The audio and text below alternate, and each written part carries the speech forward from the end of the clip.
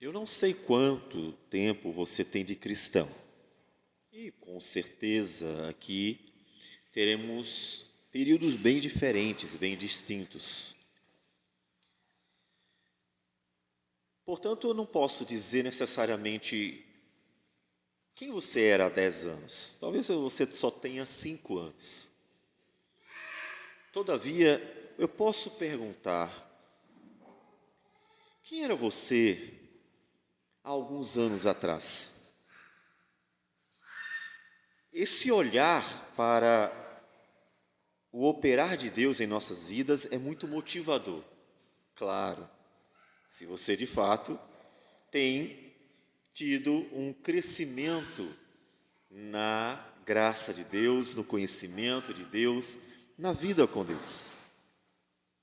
Mas eu acredito que sim. Então, deixe-me perguntar: quem era você há algum tempo atrás? Você é melhor hoje? Nós sempre esperamos isso porque a obra de Deus de salvação, ela é completa. O agir de Deus, ele é sempre eficaz, porque o próprio Deus disse: agindo eu, quem impedirá? Ou seja, querendo eu operar na vida de alguém, quem é que vai impedir? Por exemplo, os profetas que Deus chamou, homens normais, comuns, eles não tinham nada de extraordinário. Eles eram pessoas que tinham um cotidiano como de qualquer outra pessoa. E Deus chamou no determinado tempo, ainda que alguns já tivessem já uma relação com o colegiado, digamos assim, dos profetas. Mas, como Amós, eram homens comuns, como nós. E tinham tentações, tinham lutas, desafios, problemas. O profeta Elias teve tantos obstáculos, mas tantos obstáculos.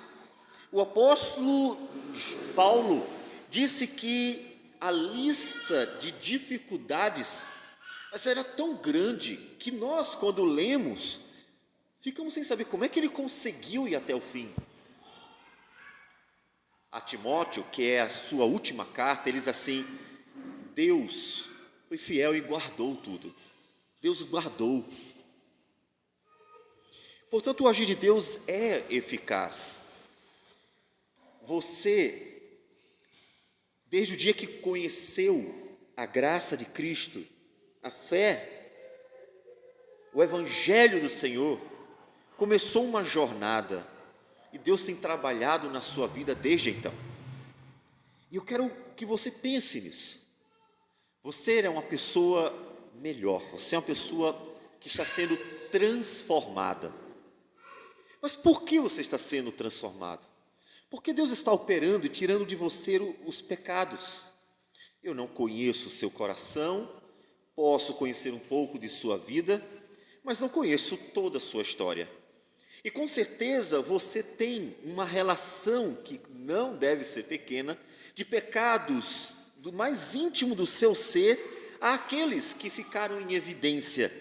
E você hoje pode olhar para a sua vida e dizer: Deus esteve operando nela. Por que isso é importante? Ver Deus operando em nosso viver, ou ver o resultado do operar de Deus em nosso viver. Porque nos ajuda a manter um foco muito importante. O foco que Deus tem para nossas vidas. O que Deus quer é que você seja semelhante a Jesus. Que você seja realmente como Cristo. Aquele que é o varão perfeito. Por isso Deus está trabalhando na sua vida. Por isso Deus está te fazendo mais paciente, mais bondoso, menos estressado, mais misericordioso, honesto, e assim vai. Tudo o que você puder imaginar, Deus está trabalhando o seu viver. Mas você tem observado isso? Nós estamos no final das visões de Zacarias, não do livro, das visões de Zacarias. São 8 visões e hoje nós terminaremos, porque veremos a 6ª, a 7ª e a 8ª visão que Deus dá ao profeta Zacarias. E ele, então, tem o desfecho daquilo que Deus fala sobre a obra dele na vida de seu povo. Deus está fazendo uma obra na vida de seu povo. Portanto, Deus está fazendo alguma coisa na sua vida. Não é igual ao que está fazendo na minha, não é igual ao que está fazendo na dele, na dela e assim por diante. Não. A gente tem um hábito de querer uniformizar a sociedade. Costumamos querer que as pessoas sejam quem nós somos. É um erro que se comete com frequência. Mas o fato é que somos diferentes e precisamos, temos necessidades diferentes. E, portanto, Deus está operando de formas diferentes. A palavra é a mesma, o objetivo é o mesmo, sermos parecidos com Jesus. Não com você, não comigo, mas com Jesus. Mas o operar de Deus diferente, porque você tem peculiaridades. Então, enquanto veremos aqui o que Deus nos fala sobre a obra dele no seu povo, pense na pergunta: o que Deus está fazendo na tua vida? Você já prestou atenção que Deus está fazendo alguma coisa na sua vida, que Deus tem falado para você, que Deus tem trabalhado o seu viver, que Deus tem colocado você em situações para mudar a sua vida, que Deus está fazendo algo? Você está percebendo ou você não está percebendo ainda?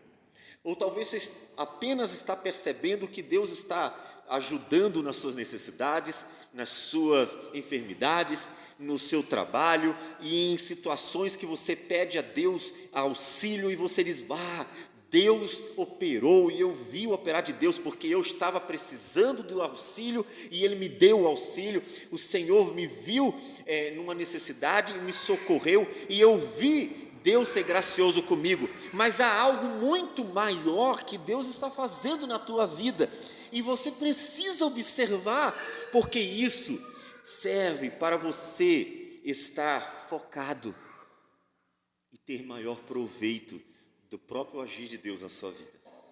O que Deus está fazendo na sua vida? Você já observou isso? Então eu quero convidar você a observar. Nós vamos fazer a leitura de um trechinho, como a gente sempre faz. Já lemos alternadamente todo o capítulo 5 de Zacarias, já lemos alternadamente todo o capítulo 6 de Zacarias, e então vamos focar apenas em alguns versículos. Nós queremos fazer a leitura dos versículos 11 a 13 do capítulo 6. Versículos de 11 a 13 do capítulo 6. Diz assim a palavra do Senhor: recebe, digo, prata e ouro, e faze coroas, e põe-nas na cabeça de Josué, filho de Josadaque, o sumo sacerdote.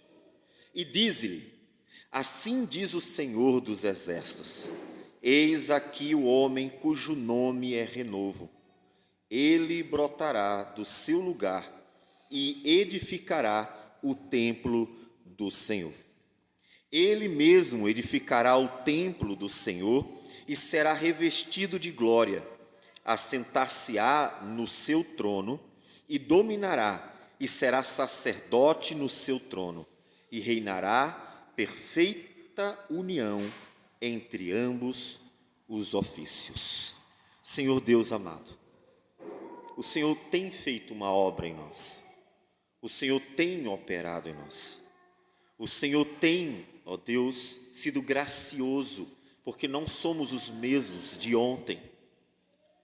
E isso, Senhor Deus, para nós é de grande alegria, porque mostra que o Senhor de fato nos ama no dia a dia, como nos amou na cruz do Calvário, que teu amor é permanente e tem um propósito, que é nos tornar semelhantes a Cristo para a tua glória. Isso nos motiva, nos fortalece e nos faz descansar nos momentos difíceis da vida. Portanto, Senhor, pedimos que quebrantes o coração de cada um aqui, da criança ao mais velho, para que a tua palavra de tal modo entre e rasgue o coração e opere, Senhor Deus, eficazmente e mude os pensamentos, os sentimentos, as palavras e atitudes, de modo que saiamos mais parecidos com Jesus, pelo operar eficaz da tua palavra, do teu Espírito. E assim, ó Deus, estaremos cada vez mais glorificando a Ti.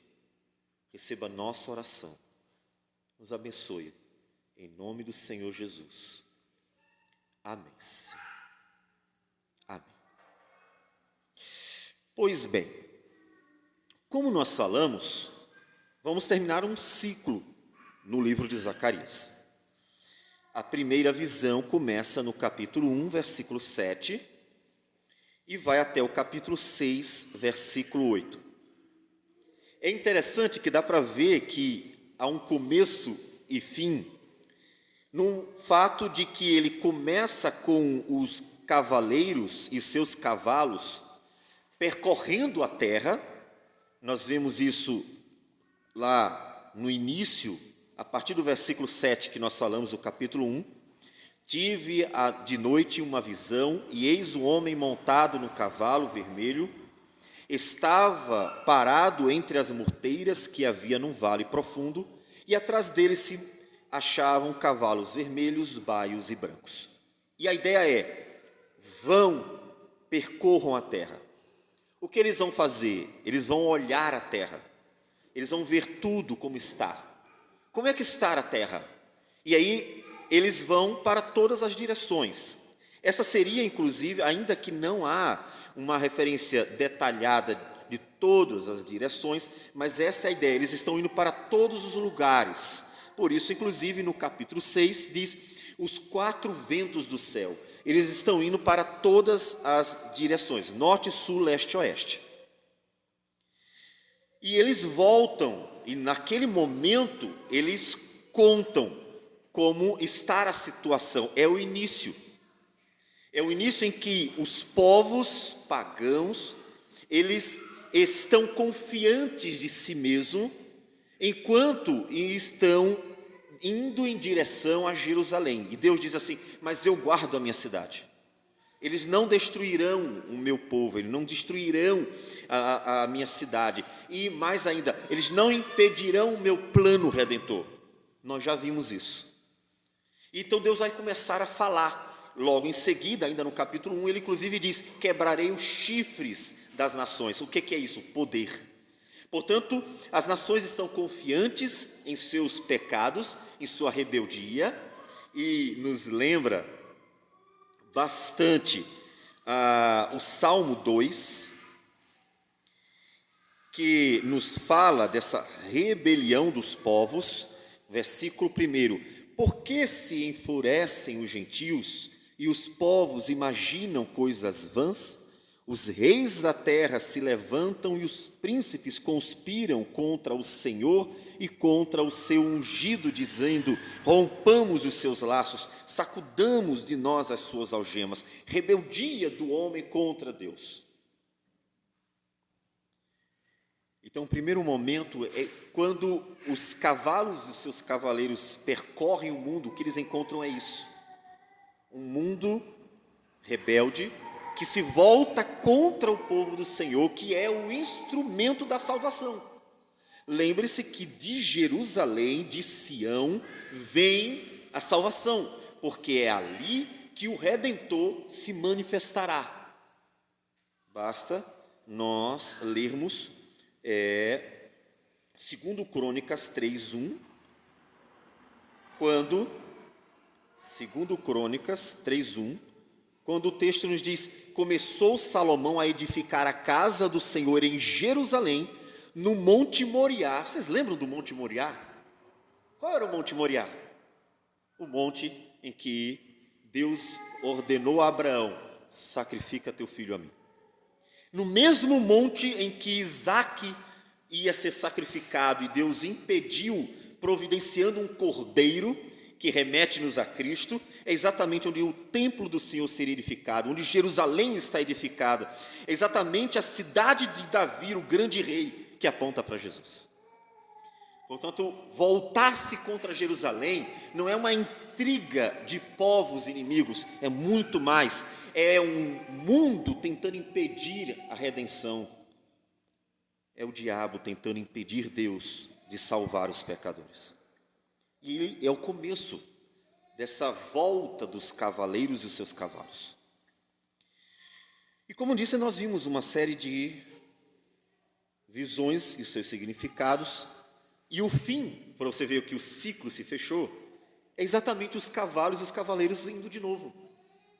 Capítulo 6, só para vocês verem esse desfecho, ele diz o seguinte: outra vez levantei os olhos e vi, e eis que 4 carros saíam dentre 2 montes, e estes montes eram de bronze. No primeiro carro os cavalos eram vermelhos, no segundo pretos, no terceiro brancos, e no quarto baios. Todos eram fortes. Então perguntei ao anjo que falava comigo: que é isto, meu senhor? Respondeu-me o anjo: são os 4 ventos do céu que saem de onde estavam perante o Senhor de toda a terra. Eles vão percorrer a terra de novo. Por quê? Porque agora é o desfecho, depois de tudo que Deus fez. O que eles vão encontrar? É o antes e o depois. Nós vamos ver.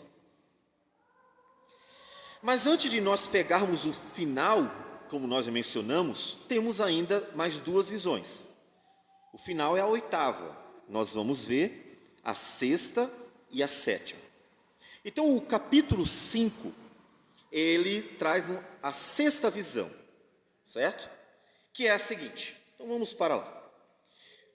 Tornei a levantar os olhos e vi, e eis um rolo voante. Pense num livro, tá? É que nós não temos mais livros em formato de rolo. Mas vocês sabem o que é, né? Um pergaminho, né? Que se abre. Então, esse rolo aberto estava voando. Ele estava no céu. Ele estava diante dos olhos de Zacarias, no ar. Um rolo voando. Então, ele responde para o anjo. O anjo pergunta: o que você vê? Ele respondeu: eu vejo um rolo voante, que tem 20 côvados de comprimento e 10 de largura. Essas medidas, ou seja, é grande, perceba como é bem grande. A gente pode dizer, arredondando aqui, mais ou menos 8x4. Pense num pergaminho, que é como se fosse um livro, tá? Hoje nós diríamos um livro, na época, pergaminho. Grande, de 8 de comprimento por 4 de altura. Então, bem grande. E essa medida, que é quase, não é uma medida quadrada, é a metade dele da altura, né? Ela parece nos remeter ao altar que nós encontramos em 2 Crônicas, capítulo 4, versículo 1. Uma referência ao sacerdócio. Mas por que o sacerdócio? Porque os sacerdotes eram responsáveis por ensinar a lei do Senhor para o povo. E o que ele está vendo é a lei do Senhor. Ele está vendo um pergaminho que é como se fosse um livro, é como se dissesse hoje: eu vi um livro onde está a lei do Senhor escrita. Só que era um pergaminho. E ele está diante dos seus olhos. E o que tem lá? Ele diz: então me disse, esta é a maldição que sai pela face da terra, de toda a terra, porque qualquer que furtar será expulso segundo a maldição, e qualquer que jurar falsamente será expulso também segundo a mesma. É a lei do Senhor. Só que aquela é terrível. Mas por que ela é terrível? Porque a lei do Senhor é vista como uma maldição. Porque Deus havia dito que se eles andassem na lei do Senhor, seriam abençoados, mas se eles não andassem na lei do Senhor, seriam amaldiçoados. E o que está acontecendo é exatamente a purificação do povo, que estava cheio de pecados. E quando o homem ele está cheio de pecados, a lei do Senhor, que é boa, lembre-se do que o apóstolo Paulo diz em Romanos 7, a lei do Senhor, ela não é ruim, não há nenhum problema nela.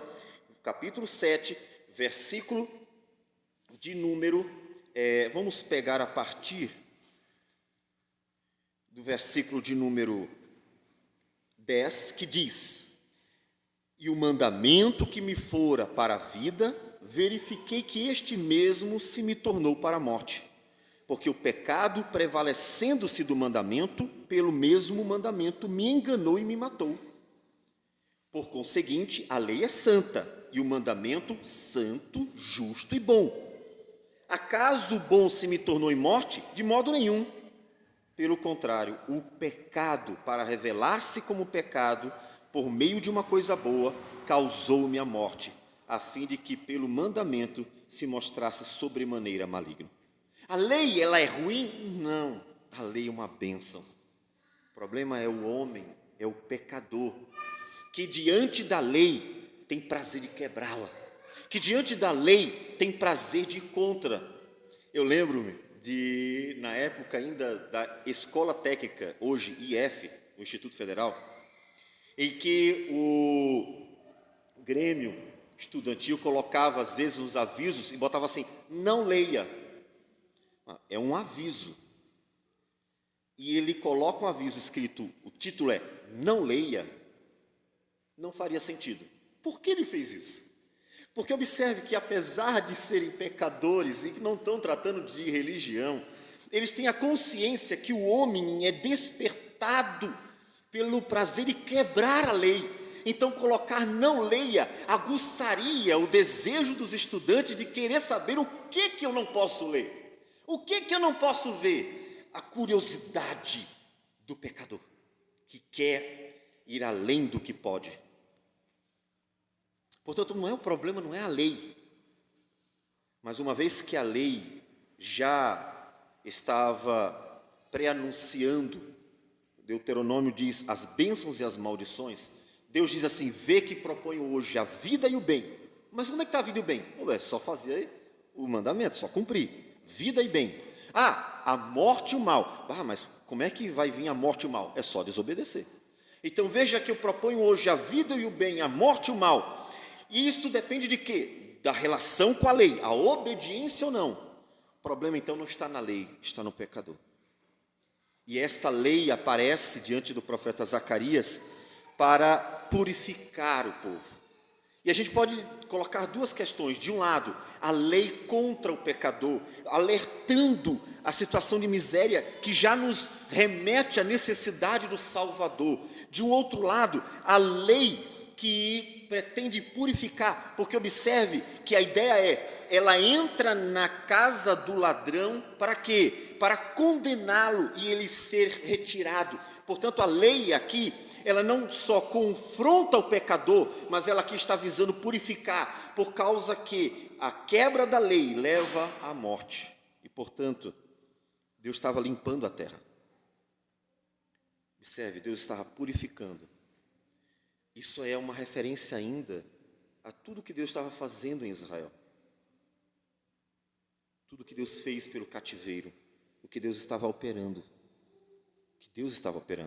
Observe o foco de Deus. Qual é o foco de Deus para a tua vida? Teu foco de vida, progredir no trabalho, conseguir realizar alguns sonhos,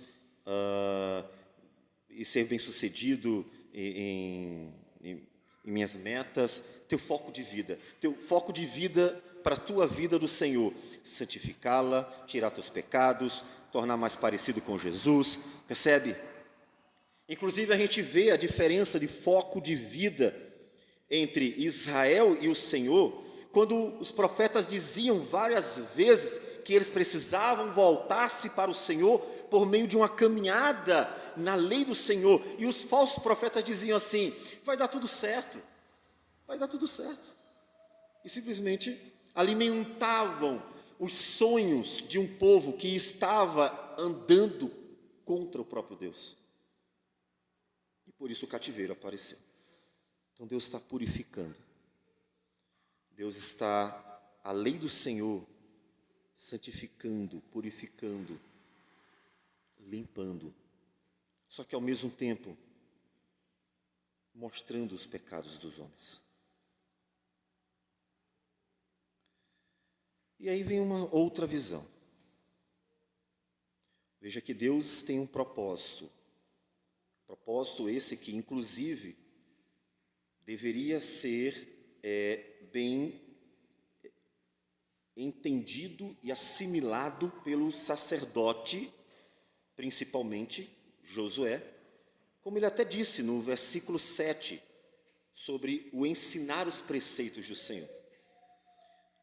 O profeta Zacarias está profetizando para o povo, mas os dois personagens principais que são alvo das profecias de Zacarias são exatamente o descendente de Davi, o Zorobabel, e Josué. Eles aparecem ali no capítulo 3 e 4. Os dois são os alvos principais das profecias. Josué tinha uma missão muito importante, ensinar a lei do Senhor, para purificar a nação.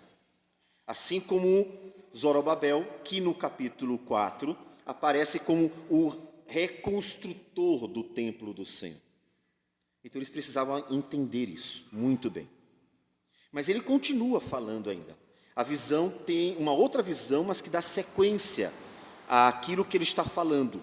A terra precisa ser purificada, há pecados e eles precisam ser retirados. E aí, versículo 5, ele diz: saiu o anjo que falava comigo e me disse: levanta agora os olhos e vê o que é isso que sai. Então, uma nova visão.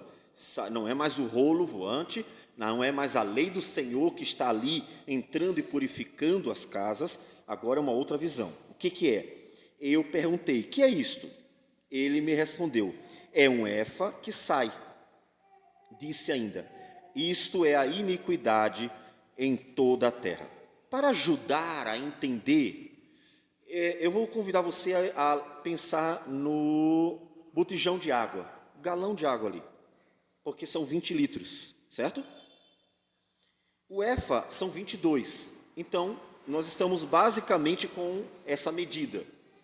Então pense em um jarro que tem mais ou menos a medida do galão de água do bebedouro. É exatamente isso que ele vê, um jarro com essa medida.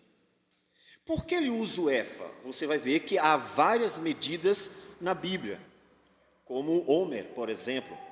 Só que o efa era a principal medida, a medida mais comum. Se você, inclusive, pesquisar na sua Bíblia todas as medidas, vai ver que há uma desproporção de uso entre o efa e todas as outras. O efa é a medida muito mais usada. Então, ele pega a medida principal.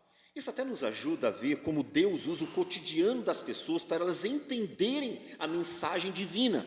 Em outras palavras, Deus pega a terra e usa os elementos terrestres para nos revelar uma mensagem celestial.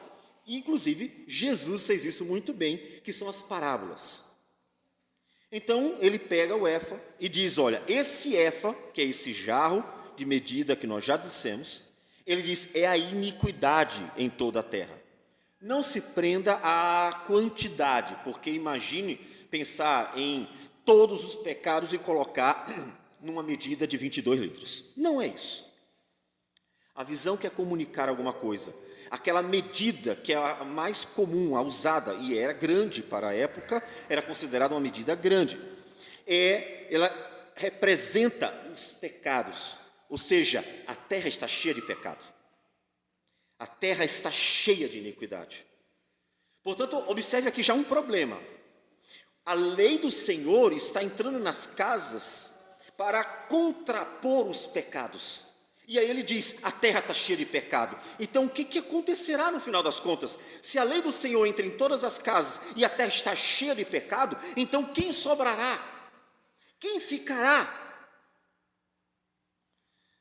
Inclusive, há a síndrome da autossantidade, que acontece costumeiramente em períodos tanto do judaísmo quanto do próprio cristianismo. Ela mostra um problema, as pessoas não refletem que se a lei do Senhor entrasse em cada casa e fosse posta diante da vida de cada pessoa, não sobraria um, nem você, porque todos são pecadores. Isso é importantíssimo como mensagem do Evangelho, é base para que inclusive o homem não procure se justificar diante de Deus por obras. A terra está cheia de iniquidade, portanto há uma necessidade, percebe? Há uma necessidade, a terra está cheia de iniquidade. E então o versículo 7 continua dizendo: eis que foi levantada a tampa de chumbo e uma mulher estava sentada dentro do efa. É meio complicado pensar numa mulher dentro de um efa, porque, como eu já falei, não dá para colocar uma pessoa ali dentro. Talvez uma criancinha pequena. Então, não está proporcional. É muito pecado, digamos assim, para o tamanho do jarro. E talvez seja essa a ideia mesmo. Mostrar que o pecado está muito além da medida. O jarro é para 22 litros, mas o tamanho do pecado é muito maior. Ou seja, a terra realmente está transbordando de pecado. Percebe?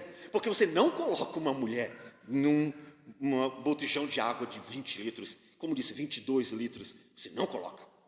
Está transbordando, está muito grande, está muito maior do que aguenta, suporta, é a medida.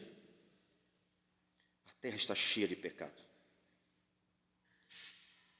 E então prosseguiu o anjo e disse o que era a mulher. O que é a mulher? É a impiedade. Percebe? A impiedade é grande. Há muita impiedade na terra. Há muita impiedade. Mas o anjo vai abafar aquilo ali. Ele vai tomar uma atitude. Ele tapa novamente. A ideia, ela não vai sair. Ele não deixa a impiedade sair. Deus está fazendo uma obra. E Deus vai impedir que a impiedade saia livre e solto. O propósito de Deus é acabar com o pecado. O propósito de Deus não é deixar o pecado livre, não é a libertinagem. A graça da liberdade não é a libertinagem. Ele não quer que o pecado corra solto, ele impede. O anjo tapa para ela ficar lá dentro, mesmo que pareça impossível, mas é feito. E versículo 9 diz então que levantei os olhos e vi, e eis que saíram duas mulheres, havia vento em suas asas, que eram como de cegonha, e levantaram o efa entre a terra e o céu. Então aparecem mais duas mulheres, só que dessa vez essas duas mulheres estão fora, não dentro do efa, estão fora, e uma pega de um lado, outra pega do outro para levar. Elas vão voando, então elas levam o jarro longe. Então vocês conseguem mais ou menos imaginar a cena, o cenário, né? Então perguntei ao anjo que falava comigo: para onde levam elas o efa? O que é o efa? É a iniquidade de toda a terra. E dentro tem o que? A impiedade. E aquelas duas mulheres levam para longe. Percebe? Levam para longe. E o que é? Para onde estão levando? Versículo 11, respondeu-me: para edificarem àquela mulher uma casa na terra de Sinar. Estando esta acabada, ela será posta ali em seu próprio lugar. O que é a terra de Sinar? A terra de Sinar, Gênesis capítulo 10, versículo 10. Vamos para lá, para que a gente possa visualizar. Diz: o princípio do seu reinado foi Babel, Ereque, Acade e Calné, na terra de Sinar. A terra de Sinar é a Babilônia. Um outro texto de profeta Daniel, que é o texto bem próximo, né, o mais próximo inclusive. Livro do profeta Daniel, capítulo 1, versículo 2, diz assim: o Senhor lhe entregou nas mãos a Jeoaquim, rei de Judá, e alguns dos utensílios da casa de Deus, se referindo ao começo do cativeiro.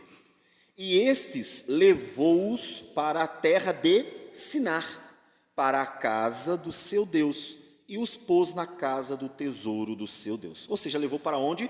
Para a Babilônia. Ele está se referindo ao início do cativeiro da Babilônia. Portanto, o que elas fazem? Elas pegam a iniquidade, o pecado, e levam para a Babilônia, para lá deixar para sempre, porque lá será construída uma casa e ela vai ficar lá.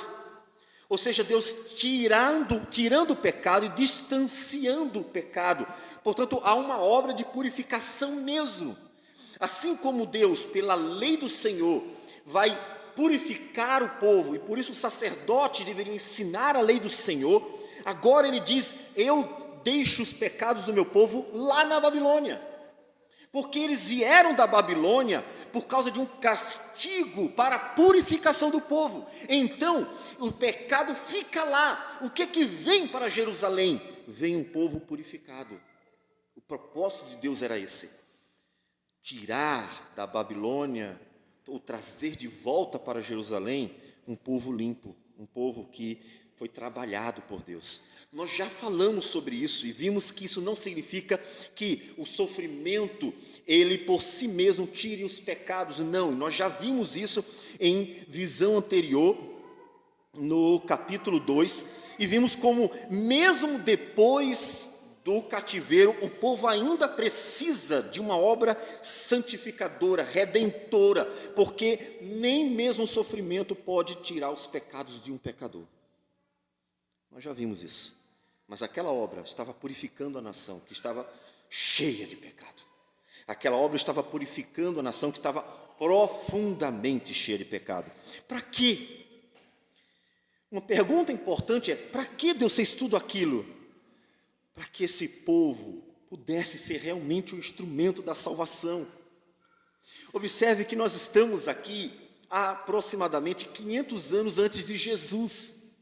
Ou seja, Deus está preparando o seu povo para algo que está prestes a acontecer, o que já nos mostra como o tempo para Deus realmente é uma coisa bem curtinha. Os 500 anos significava algo muito perto. Estava próximo de acontecer a redenção, esperada por milhares de anos. E Deus estava preparando Jerusalém para ser o instrumento da salvação, para Jesus nascer no meio de Jerusalém, para naqueles dias encontrar não um povo adorando os deuses pagãos, não um povo sacrificando seus filhos aos ídolos, não um povo completamente alheio a Deus, rebelde, cada qual fazendo aquilo que quiser, mas um povo centrado, um povo que realmente estaria olhando para o Senhor, ainda que nos dias do Novo Testamento não encontremos o povo como Deus gostaria, podemos dizer. Encontramos fariseus com o coração endurecido, mas encontramos um povo centrado na lei do Senhor. Isso é importante para a vinda de Jesus. Isso é importante. Portanto, Deus está fazendo uma obra. Lembra do que eu perguntei? O que Deus está fazendo na tua vida? O propósito é purificar você. E às vezes é interessante que o que Deus quer tirar de você, muitas vezes você não está atento. Você pode pensar assim: eu só preciso mudar porque eu não sou tão paciente, preciso ser mais paciente. Quando na verdade Deus quer tirar também umas outras muitas coisas da sua vida. Ele quer trabalhar a sua vida de coisas que você não está se apercebendo. E é muito comum que nós, como cristãos, não tenhamos uma percepção clara de tudo que Deus quer trabalhar na nossa vida.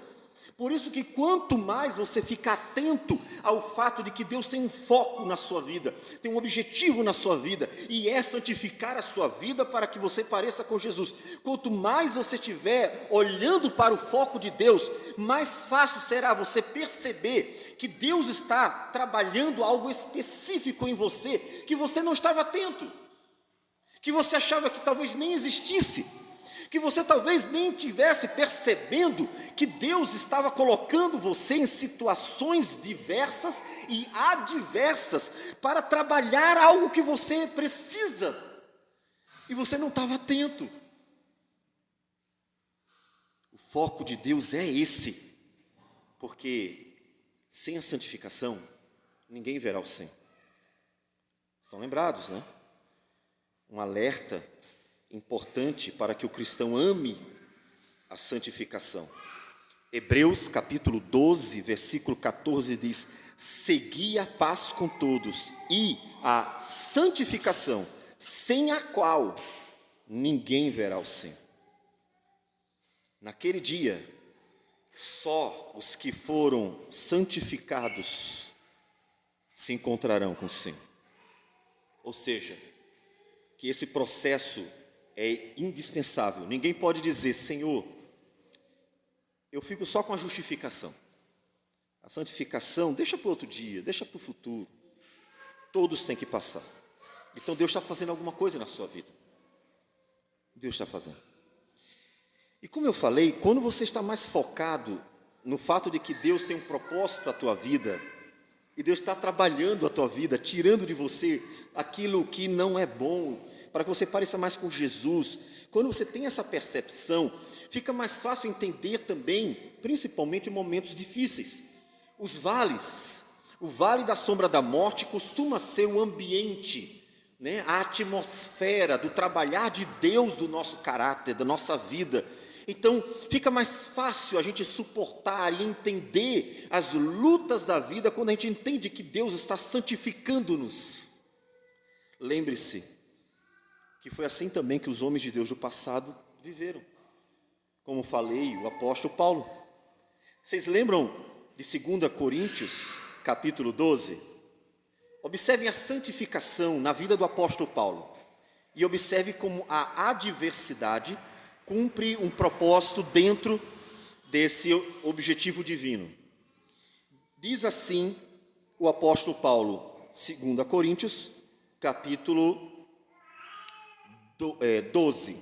Ele diz assim: ele tinha acabado de falar das visões celestiais extraordinárias que ele teve, e aí versículo 7 ele diz: e para que não me ensoberbecesse com a grandeza das revelações, foi-me posto um espinho na carne, um mensageiro de Satanás, para me esbofetear, a fim de que não me exalte. Santificação.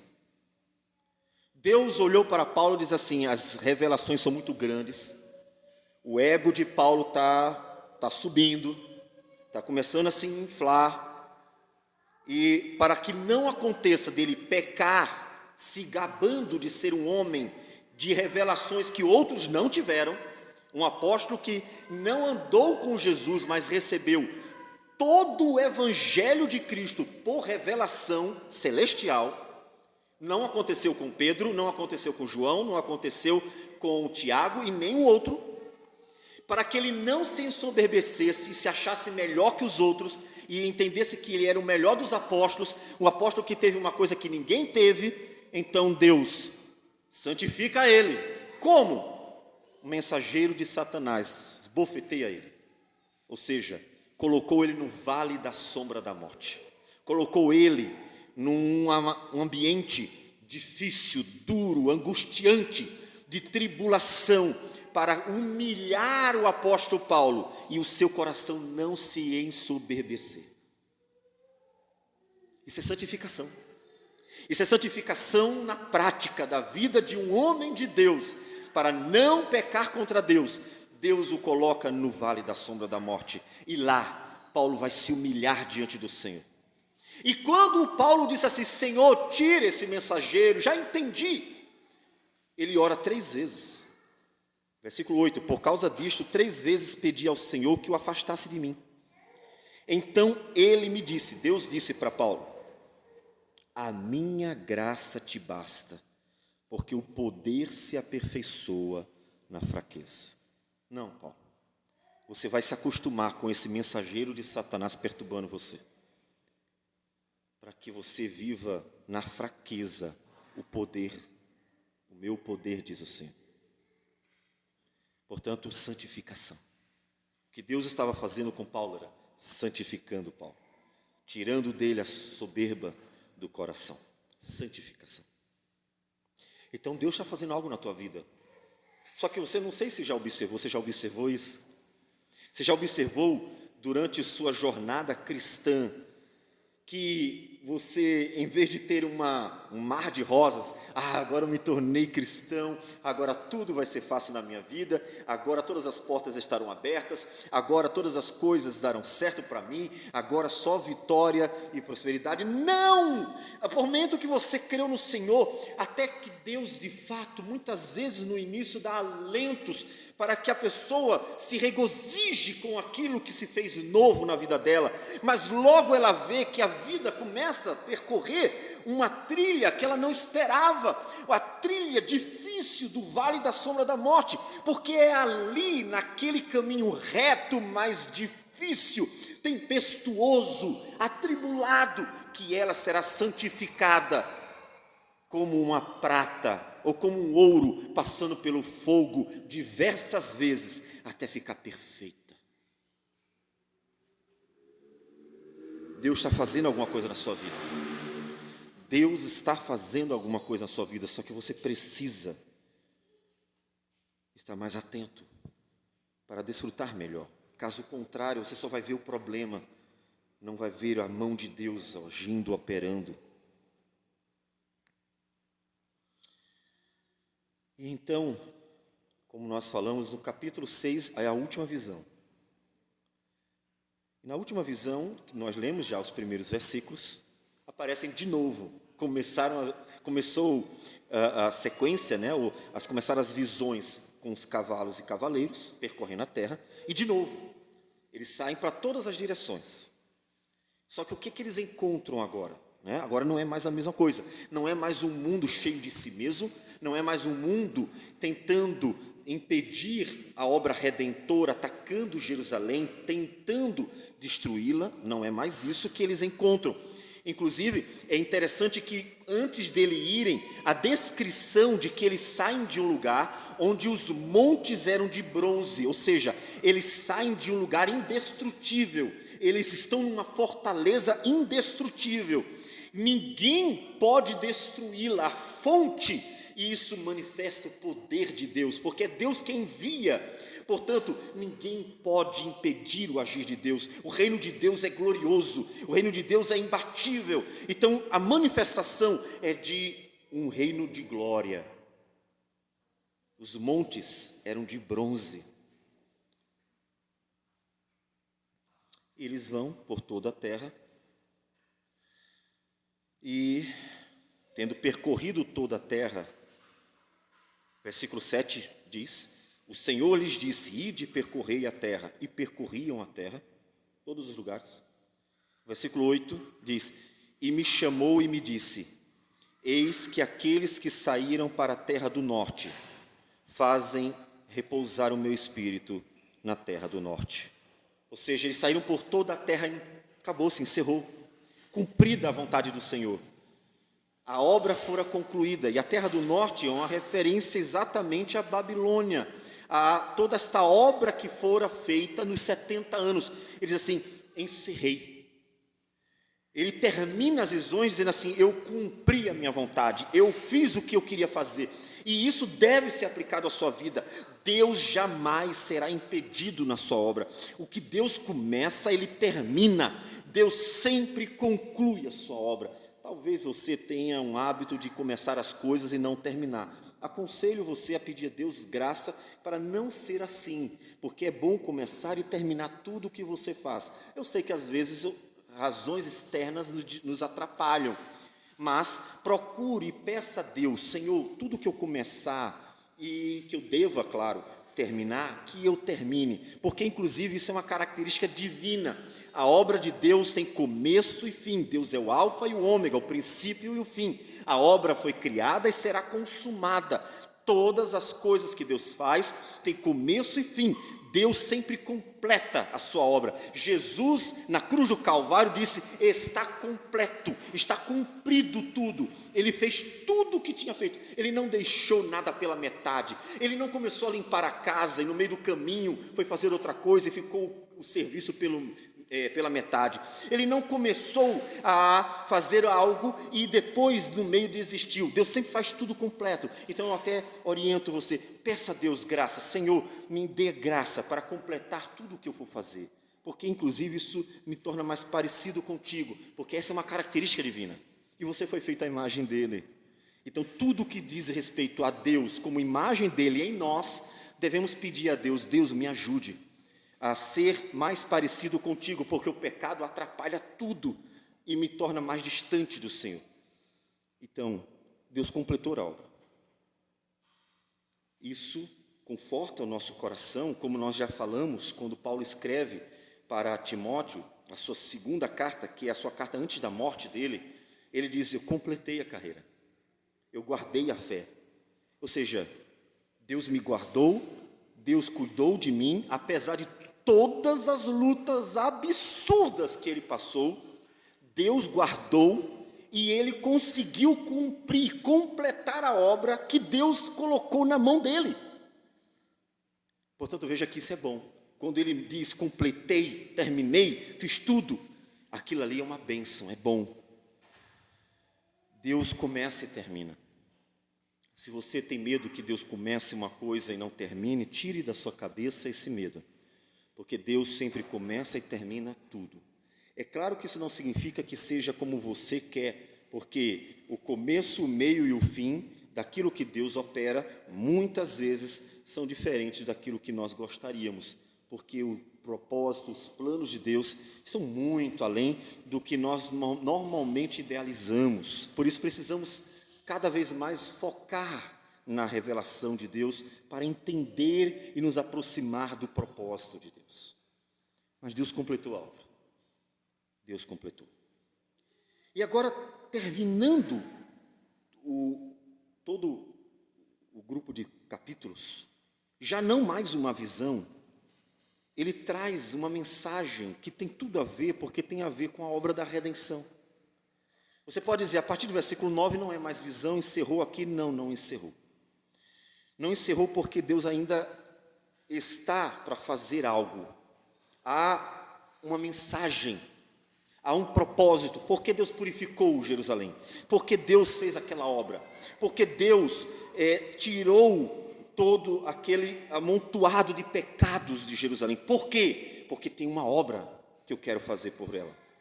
E aí vamos para o final, versículo a partir do 9, diz, a palavra do Senhor veio a mim dizendo, recebe dos que foram levados cativos, a saber, Eldai, de Tobias, de Jedaías, e vem tu no mesmo dia para a casa de Josias, filho de Sofonias, para a qual vieram da Babilônia. Então, o que ele está dizendo? Ó, esses homens, e a família, claro, não só eles, vieram da Babilônia. O que vocês estão vendo? Vários grupos estão voltando para Jerusalém, certo? Vários grupos estão voltando para Jerusalém. E chegou mais um grupo, e ele diz os nomes, pelo menos de alguns. E diz ao profeta, vai na casa do Josias com eles. E aí quando ele vai lá, Deus manda que ele receba prata e ouro. E com essa prata e esse ouro faça coroas. Ele tem que fazer algumas coroas, simples, claro, que é para colocar na cabeça de algumas pessoas. E aí, quando ele faz a coroa, ele diz, põe-na na cabeça de Josué, filho de Josadaque, o sumo sacerdote. Aqui vocês vão pegar comentaristas com várias interpretações, por causa que surge aqui uma confusão. Mas ele não é rei, ele é sacerdote. Mas o texto diz exatamente isso, e nós vamos seguir exatamente o texto, sem nenhum tipo de confabulação, de teoria, para tentar solucionar um possível conflito aqui. Como o Josué, que é sacerdote, se tornaria rei. Vamos seguir o texto do jeito que está. O fato é que não é na cabeça de Zorobabel, não é na cabeça do governador que era o descendente legítimo de Davi, não é na cabeça do que deveria ser o rei que a coroa é colocada, mas na cabeça do sacerdote, o sumo sacerdote. Ele deixa bem claro quem é, Josué, filho de Josadaque, é na cabeça dele.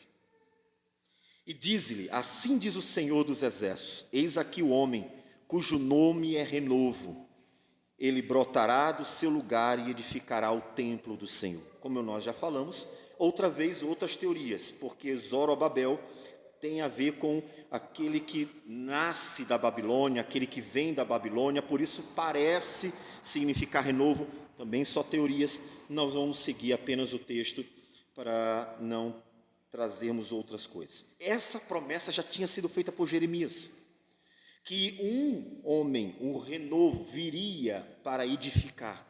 Jeremias 23, versículo 5, Jeremias 23, 5, diz: eis que vem dias, diz o Senhor, em que levantarei a Davi um renovo justo, e rei que reinará e agirá sabiamente, e executará o juízo e a justiça. E aqui é filho de Davi, por isso a ideia de que renovo pode ser Zorobabel. Só que o problema é que o texto continua e diz que ele realmente está se referindo ao sumo sacerdote Josué. Ele mesmo edificará o templo do Senhor e será revestido de glória, assentar-se-á no seu trono e dominará, e será sacerdote no seu trono. Então não era Zorobabel, porque ele no trono, ele não é apenas rei, no trono ele é um sacerdote. Então criou uma confusão. Para os judeus isso não seria possível, porque o reinado tinha que ser de Davi e o sacerdócio tinha que ser de Arão, e não podiam fundir as duas coisas, porque um é da tribo de Judá e o outro da tribo de Levi. Então isso cria uma confusão imensa na cabeça do judeu. Mas aí ele finaliza o versículo 13 dizendo: e reinará perfeita união entre ambos os ofícios. Então realmente é isso que ele está dizendo. Realmente ele está coroando um sacerdote para haver uma perfeita união entre os dois ofícios, o rei de rei e sacerdote. Só que nós já falamos para vocês que o nome Josué é exatamente o nome Jesus. Vocês sabem disso. Em outras palavras, eu poderia ler assim: recebe, digo, versículo 11, recebe, digo, prata e ouro, e faze coroas, e põe-nas na cabeça de Jesus, filho de Josadaque, o sumo sacerdote. É exatamente o mesmo nome, tanto em hebraico quanto em grego, você vai ver exatamente o mesmo nome. O nome é Jesus. E ele pré-anuncia que em um único homem, os três ofícios, porque aqui podemos lembrar que também é profeta o Senhor Jesus, que os ofícios estariam todos nele, todos nele. Jesus é o nosso Rei eterno, o nosso sumo sacerdote segundo a ordem de Melquisedeque, e ele é o nosso profeta eterno. Inclusive o Novo Testamento é chamado de a palavra de Cristo, porque ele é o nosso profeta. Então observe que a obra de Deus de purificação de Jerusalém remete-nos a um propósito. Eu estou purificando Jerusalém porque eu tenho um propósito. Qual é o propósito, Senhor? Redimir a terra, redimir a criação, porque virá de Jerusalém aquele que será rei e sacerdote para sempre. Virá de Jerusalém aquele que finalmente cumprirá a redenção da criação. Portanto, observe que o trabalhar de Deus na vida deles apontava para Cristo, a igreja cristocêntrica. É diferente com a gente? O trabalhar de Deus na tua vida aponta para Jesus. Porque quando cristãos são trabalhados por Deus, Cristo é glorificado no mundo. Quando cristãos são trabalhados por Deus, Cristo é testemunhado perante o mundo. Quando no Novo Testamento as pessoas viam o viver dos cristãos, como nós já lemos tantas vezes em Atos capítulo 2, a partir do versículo 42, mas pegando o finalzinho que diz o seguinte: louvando a Deus e contando com a simpatia de todo o povo, a vida deles era uma bênção.